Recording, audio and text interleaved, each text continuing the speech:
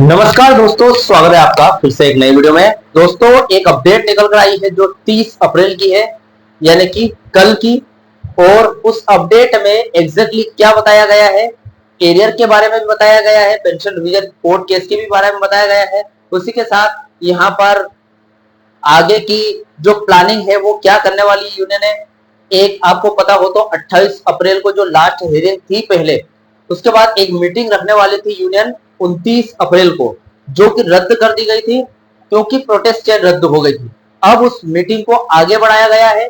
उस मीटिंग को कितनी तारीख पर रखा गया है, मई में, कितने मई में रखा गया है, कौन सी तारीख को फिक्स हुई है वो मीटिंग, और उस मीटिंग में क्या होने वाला है, आज इस अपडेट में और 30 अप्रैल के अपडेट में क्या बताया गया है, सारी जानकारी विथ डिटेल तरीके से आज इस वीडियो में आपको बताने वाला हूं। तो सबसे पहले चैनल पर नए हो तो सब्सक्राइब करें। मेरा नाम है सुनील विश्वकर्मा। जानकारी यूजफुल लगे तो एक लाइक करके जरूर जाना। चलिए दोस्तों, बढ़ाते हैं वीडियो को आगे।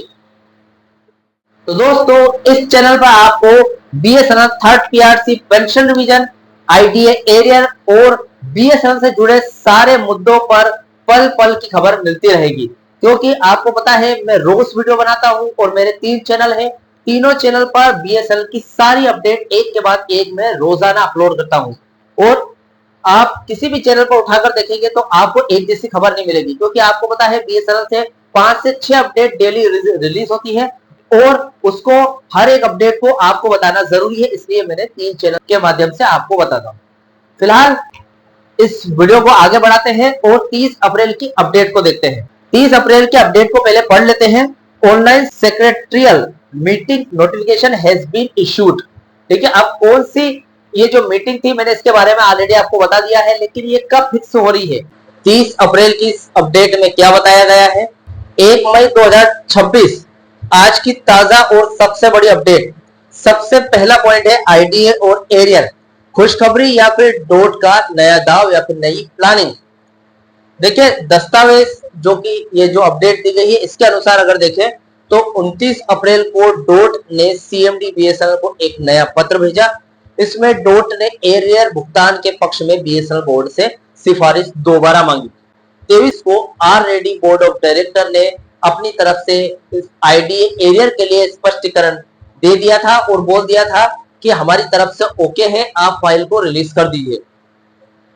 अब डोट ने अपनी तरफ से फिर से दोबारा से 29 अप्रैल को एक बार फिर बोर्ड ऑफ डायरेक्टर से स्पष्टीकरण मांगा है कि भाई साहब क्या हुआ, अपनी तरफ से स्पष्टीकरण दो। पेच ये है कि बीएसएनएल मैनेजमेंट ने पहले ही 23 मार्च 2026 को वित्तीय बोझ की जानकारी दे दी थी, लेकिन डोट ने फिर से वही स्पष्टीकरण मांगा। मामले को थोड़ा और खींचने की कोशिश की गई। ठीक है, मतलब सारा मामला वित्तीय स्थिति को लेकर चल रहा है। ठीक है, यानी कि बीएसएनएल की वित्तीय स्थिति खराब है, इसीलिए यहाँ पर क्या है, 23 मार्च को स्पष्टीकरण मांगा था बोर्ड ऑफ डायरेक्टर से, और बोर्ड ऑफ डायरेक्टर ने अपनी तरफ से पहले ही स्पष्टीकरण दे दिया था कि भाई साहब वित्तीय स्थिति ठीक है।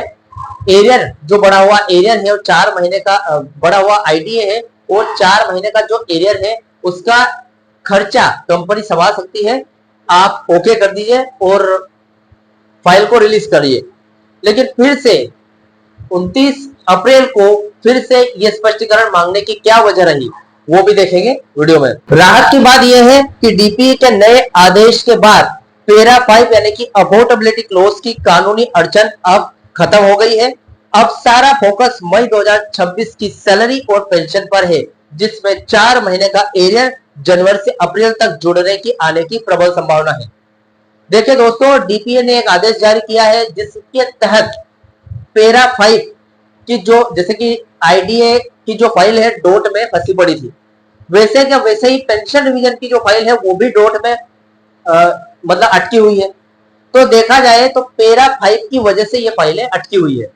अभी आईडीए एरियर की फाइल को रिलीज करने के लिए डीपीए ने आदेश जारी किया और पैरा 5 की जो फाइल है, पैरा 5 उसको हटा दिया गया।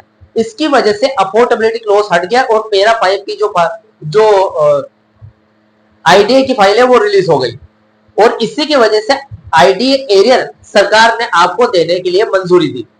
अब इसी तरीके से पेंशनर्स का भी पैरा 5 हटा दिया गया है और अफोर्डेबिलिटी क्लोज में रिलैक्सेशन एक्सेप्शन मिल गई है। पेंशनर्स को, डोंट ऑब्जर्व पेंशनर्स को। फिर पेंशनर्स को एक्सेप्शन मिल गई, यानी कि छूट मिल गई है। अफोर्डेबिलिटी क्लोज अब पेंशन डिवीजन की डीलिंकिंग के आड़े नहीं आएगा। तो देखा जाए तो पेंशनर्स के लिए ये एक बहुत ही मजबूत चीज बन गई है, एक मजबूत फैसला बन गया है, एक तरीके से ब्रह्मास्त्र का काम करेगा। कोर्ट केस जो होने वाला है 4 मई को फिर से फाइनल हियरिंग है।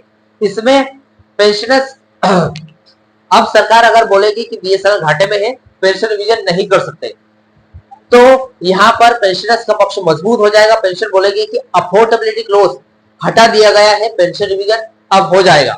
बीएसएनएल के घाटे से यहां पर पेंशन रिवीजन को कोई फर्क नहीं पड़ेगा, क्योंकि अफोर्डेबिलिटी क्लोज में एक्सेप्शन मिल गई है। अभी यहां पर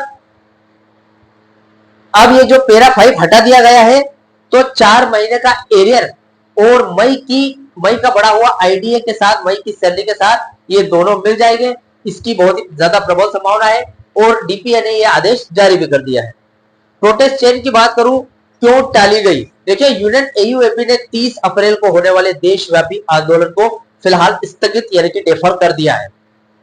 वजह यह है कि 27 अप्रैल के सफल ट्विटर कैंपेन और कोर्ट की सख्ती के बाद सरकार के रुख में थोड़ा सकारात्मक बदलाव आया है। यूनियन का मानना है कि जब प्रक्रिया शुरू हो गई है तो प्रशासन को काम पूरा करने का मौका देना चाहिए।